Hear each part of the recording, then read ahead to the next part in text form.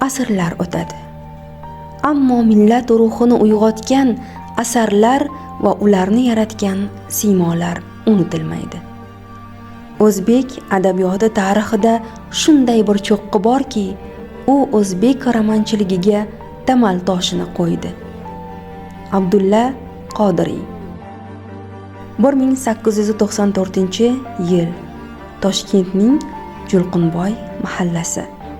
Oddiy bog'bon oilasida kelajakning buyuk adibi dunyoga keldi. Yosh Abdulla o'z davrining o'qimishli kishilari, jadidlar muhitida shakllandi. Uning o'tkir nigohi jamiyatdagi illatlarni ham, xalqning orzu-armonlarini ham ko'ra bildi. Julqinboy taxallusi ostida bitilgan hajviyotlari esa o'quvchilar qalbidan chuqur joy oldi.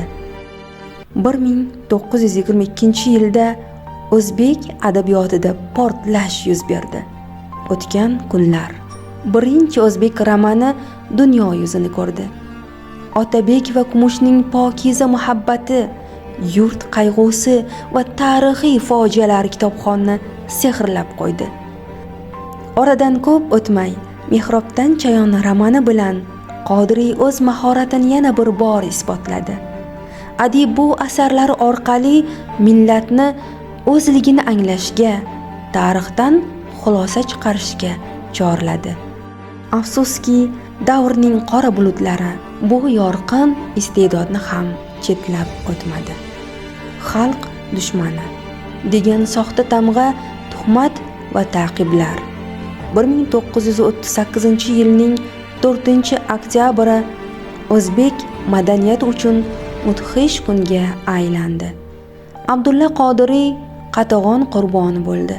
Ammo jismonan yo'q qilingan adibni xalq xotirasidan o'chirib bo'lmadi. Abdulla Qodiriy tirik siymo. Uning kitoblari qayta nashr etilmoqda. Asarlari asosida filmlar ishlanmoqda. Qodiriy bizga faqat romanlarini emas, balki ona tilga muhabbat va milliy g'ururni meros qoldirdi. Zero xalq sevgisiga sazovor bo'lgan adibning umri boqiydir.